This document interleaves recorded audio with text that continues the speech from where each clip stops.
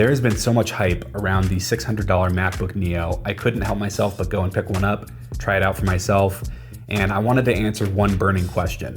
Will Adobe After Effects run on this machine, and can I do actual real-life motion graphics work on this $600 laptop? Well, we're going to talk about it. So before we kick things off here, I just want to mention this one thing. This is in no way going to be a deep dive or scientific in any way. This is 100% just my personal thoughts and experience using the MacBook Neo as a professional motion designer and video editor. Let's start off with the obvious here, and you've probably seen this if you've watched any other videos with the MacBook Neo, but this is not a professional creative device. It's not geared towards professionals in any way. With that said though, I want to show you something that kind of blew my mind when I first opened After Effects on the MacBook Neo. So I decided to open up a project file that I'd worked on a couple years ago, and it by no means is the most intense thing I've ever worked on, but it definitely was not a light project file either. You know, there's a decent amount of effects, expressions, lots of keyframing going on. Definitely not the lightest project file. And to my shock, it previewed just fine at 1/3 of the resolution for more than half of the timeline. It was almost 75% of the entire timeline, which was around 80 seconds. It previewed it just fine without having to drop frames and RAM preview. It just played back smoothly. It was kind of mind-blowing, to be honest.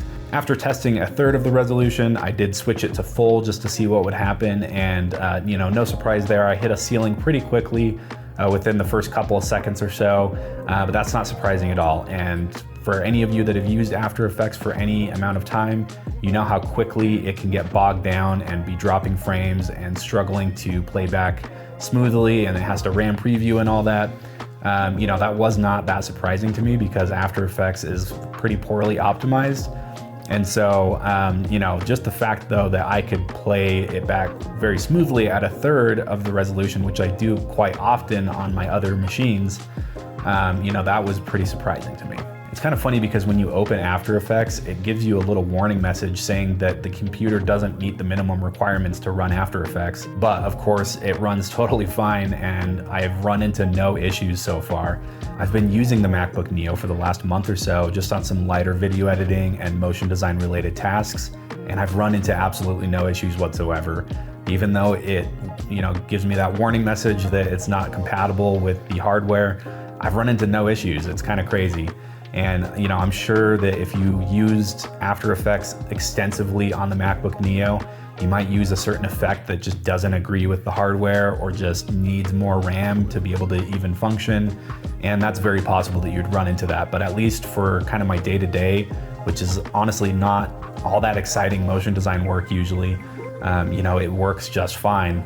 So just to kind of put things into perspective for you here, this is again not a professional grade laptop, but just to put it into perspective here, 11 years ago, I bought a 13-inch MacBook Pro, and I bought it for specifically doing video editing and motion design work. I was just getting started out, and I needed a laptop because I was in school, I was traveling a bunch, and so I needed a laptop, and the only option that was really even gonna work at the time was that $3,500 MacBook Pro. To be honest, it was pretty awesome to me at the time.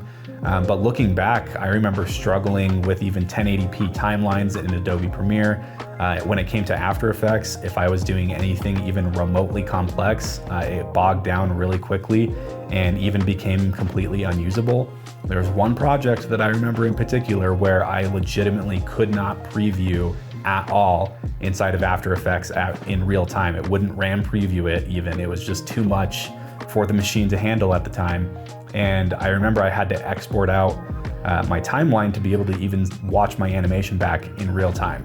So I decided to go back and try to find that project file that I struggled with 11 years ago on the 13-inch MacBook Pro, and I found it, and I loaded it up on the MacBook Neo to see what would happen. And even by today's standards, it's still kind of a beefy project just because of how many character rigs were in it. So there's a lot of expressions going on. To my surprise, I was able to, without anything, just a cold open, play back the first 15 seconds or so without even RAM previewing anything. It just played it back, no problem, at half resolution. and kept RAM previewing the animation even further past that, which, you know, that's way further than I would have ever gotten on that 13-inch MacBook Pro. Again, I couldn't preview it at all. I had to export it out, and the MacBook Neo just crushed it comparatively. So I wanted to kind of run that experiment and put into perspective for everyone just how far things have come and just how usable this machine really is.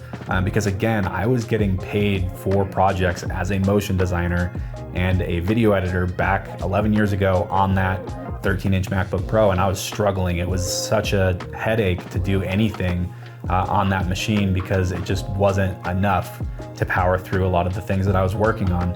And we've come so far in 11 years. I would have killed to have this MacBook Neo back then. Like, just from a pure power standpoint, it is far more powerful than that $3,500 MacBook Pro that I had back 11 years ago when I was first getting into video and motion design. So just to go back to my original point, like, this is not a professional creative device by any means, but it's absolutely possible to do creative work on this. And you can actually very comfortably do creative work on this to a degree. The other thing to keep in mind here is that for the price point, I genuinely do not think there is another device out there, another laptop out there that is capable of delivering the same performance that the MacBook Neo is capable of. On top of that, if that's not good enough, the build quality and the premium feel of the MacBook is, you know, far surpassing anything at that price point as well. So not only are you getting better performance, but you're getting better build quality. It's better all around. So just to kind of close it out here and summarize, because I've been rambling a little bit, but the MacBook Neo is absolutely capable of running Adobe After Effects as well as the other Adobe Creative Suite. It's definitely possible to do actual motion design work on this machine. If you need something and you're really tight on money, the MacBook Neo is a genuinely crazy good option for you. With that all said, I'm very curious to hear your thoughts down in the comments below. Let me know what you think of the MacBook Neo. Have you tried one out? Are you planning on getting one? Let me know down in the comments below, and we'll see you next time.